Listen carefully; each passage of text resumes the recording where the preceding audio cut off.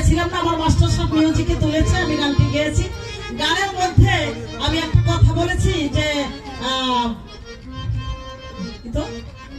আসসালাতুল মিরাজুল মুমিনিন, অর্থাৎ মুমিনের নামাজের মধ্যেই হবে মেরাজ।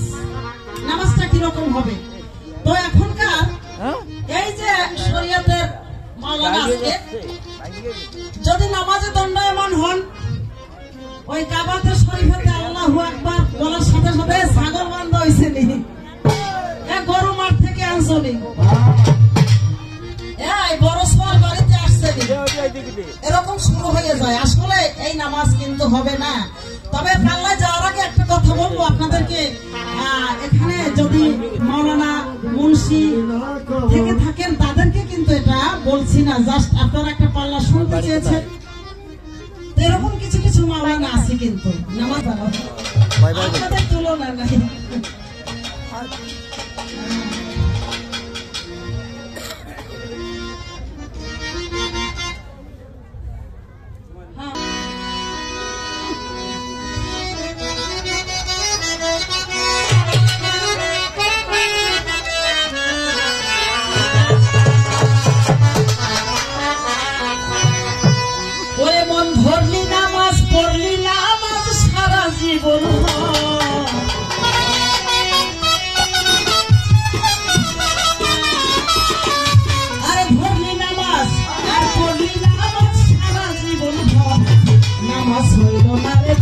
নামাজের লইলে না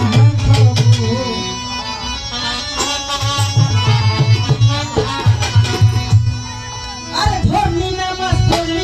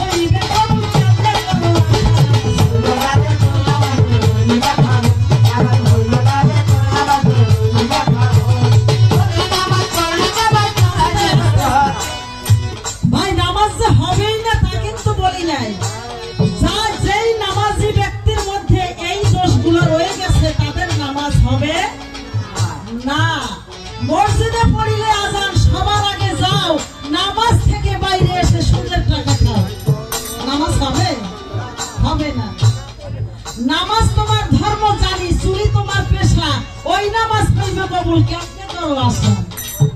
আরে নামাজ তোমার ধর্ম জানি, চুরি তোমার পেশা, তোমার ধর্ম জানি, চুরি তোমার পেশা, তোমার ধর্ম জানি, চুরি তোমার পেশা, তোমার ধর্ম জানি,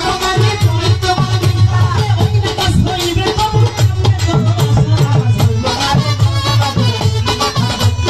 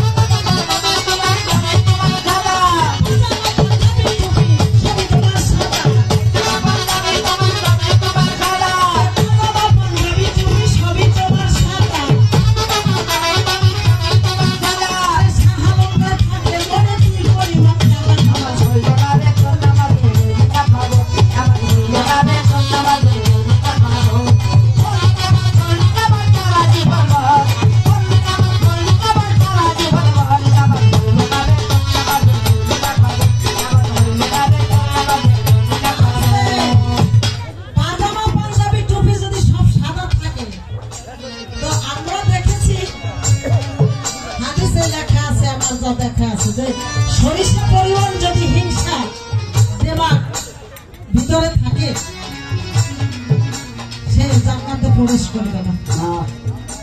তার পাজামা পাঞ্জাবি টুপি সবই তোমার সাদা, শাহালঙ্কায় থাকলে বলে তিন পরিমাণ কাদা, নামাজ হইবে না রে তোর, নামাজে লইলে রাখবো। তো নামাজ পড়তে হবে কিভাবে? এগুলো বাদ দিয়া। এখন এগুলো কি সব মাওলানা সাহেব আপনি বাদ দিয়েছেন নাকি এইটা নিয়েই পড়তেছেন?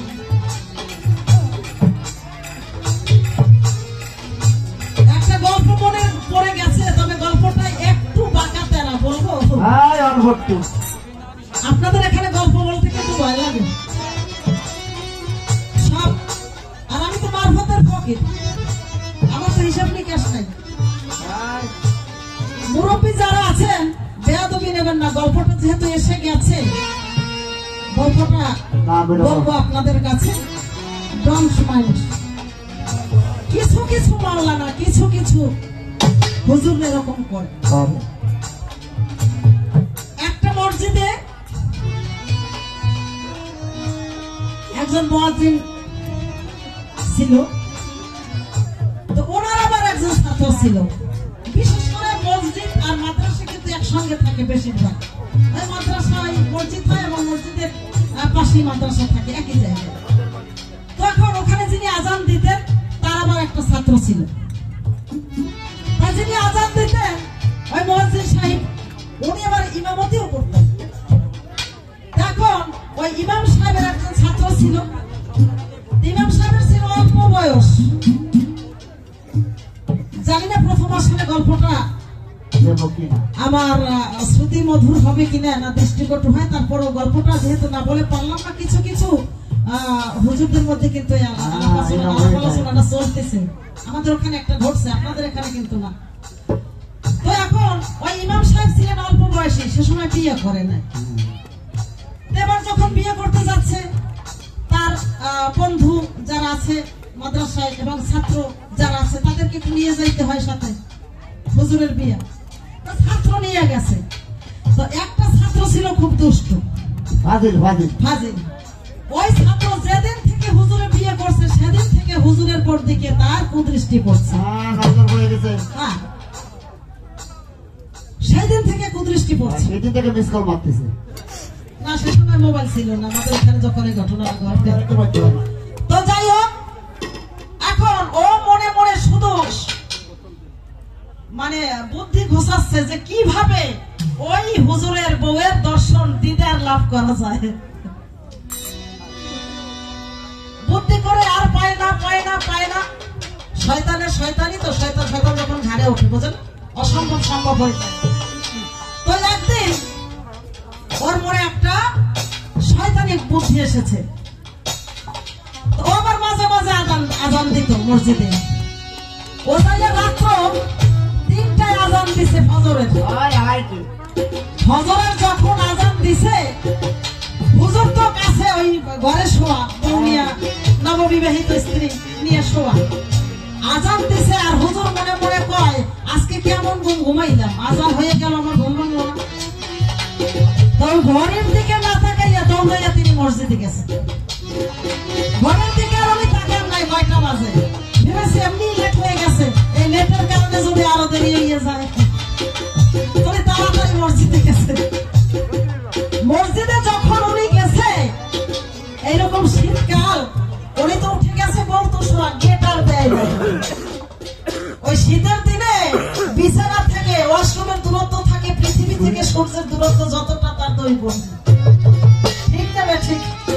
শীতের দিনে নিজের খাট থেকে ওয়াশরুমের দূরত্ব থাকে পৃথিবী আর সূর্যের যে দূরত্ব তার দৈর্ঘ্য। তা বউ আর উঠে ওই দরজা দেয় না। ও আজান দিছে, হুজুর তো দৌড়াইতে গামছা কাঁধে লইয়ে গেছে। ওই হুজুরের দেখে ওই দুষ্ট ছাত্র দৌড়ে যে হুজুরের বাড়ির মধ্যে ঘরের মধ্যে ঢুকছে।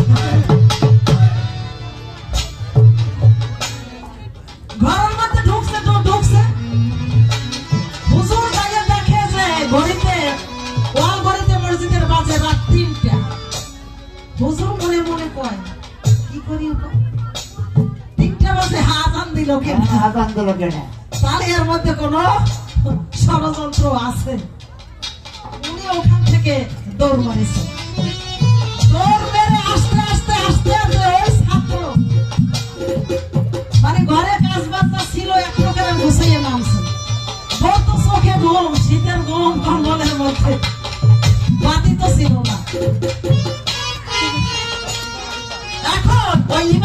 ঘরে ঢুকতেছে আর তার ছাত্র বেরোচ্ছে, দুইজনা ফেস টু ফেস দেখা। ছাত্র চায় ওনার দিকে আর উনি টাকায় ছাত্রের দিকে। ছাত্র তো পরে দৌড়, কাজটা লোকে ইমাম সাহেব তো কারণে বলতে পারে না, নিজের ছাত্র নিজের বউ, নতুন বউ, শুধু মনের কষ্ট মনে চাপা রেখে উনি দিন গুনতে থাকে, কিচ্ছু করার নাই। ছাত্র মনে মনে চিন্তা করে মাদ্রাসায় গিয়ে যে সকালে যদি আমাকে হুজুর পায় তাহলে তো আমার আর হাতি থাকবে না। তো এখন আমি কি করি, ও পোটলা বেঁধে, যেমন আপনাদের এই কালিয়া থেকে সে নড়াল চলে গেছে, যশোর চলে গেছে, ওই মনিহার সিনেমা হলের সামনে যাই ওই জায়গায় কাজ বাজ করে, যেমন এখান থেকে মনিহার হলের কাছে কাছে কাজ বাজ করে। বছর 2 পর হুজুর গেছে মনিহার হলের কাছে যে কোনো একটা কাজে যাইয়া, ওই পথি মধ্যে হঠাৎ করে ওই ছাত্রের সাথে দেখা, সামনে পড়ে গেছে। ছাত্র ওই হুজুরের দিকে তাকায় আর হুজুর ছাত্রের দিকে তাকায় অসহায় দৃষ্টি দিয়ে, কিছু তো বলতে পারে না, শুধু এতটুকুই বললো হুজুর ছাত্রের দিকে তাকাইয়া যে বাবা রে, বিয়া শাদী করছো না আজানের উপর দিয়েই চলো।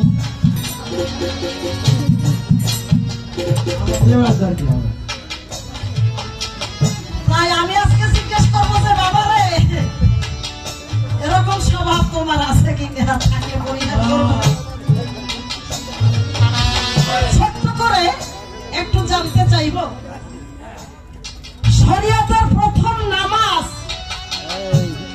প্রকাশ্যে কোথায় কবে কে পড়েছিলেন? একটা প্রশ্ন, আর একটা প্রশ্ন থাকবে, এই যে বিয়ে হয় না, বিয়ে হয়, আমাদের বিয়ে সর্বপ্রথম বিয়ের কাজী কে ছিলেন, সাক্ষী কারা ছিল, এবং প্রথম কোথায় কার বিয়ে হয়েছিল শরীয়ত মোতাবেক? মাওলানা সাহেবের কাছে আমার প্রশ্ন থেকে গেল। কোন রকম হেরফের হলে আজকে কিন্তু ছাড়াছাড়ি নাই। আগে কিন্তু আমাকে সতর্ক করে দিয়েছে আমার কয়েক ভক্তবৃন্দ ভাই, তাই আপনাকে আবারও সংকেত দিয়ে যায়। একটা ছোট্ট করে একটু জানি গাবো, আমার মতো আমি বিদায় নিয়ে চলে যাবো। ওই আজানের উপর দিয়ে চলে কিনা আপনার শুনে দেখেন।